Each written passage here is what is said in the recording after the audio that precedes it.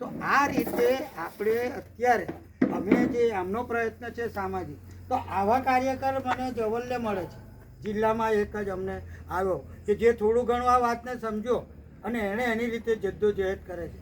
પણ મેં એ પણ જોયું કે આજે ભરૂચ શહેર છે ને આપણું પટેલ લોકોની કોમ્યુનિટી, એ ધારે તો આખા ગુજરાતનો ફંડ ઉઘરાઈ શકે એમ છે, ચલાવી શકે એમ છે. ખાલી ભરૂચ જિલ્લો, બીજા મુસલમાનો જવા દો, પણ એ લોકો પાર્ટી પોલિટિક્સથી બહાર આવતા નથી. એક રિલીફ, તમારે મુસલમાનની તકલીફ શું છે? કોઈને ખોટું લાગે તો માફ કરજો.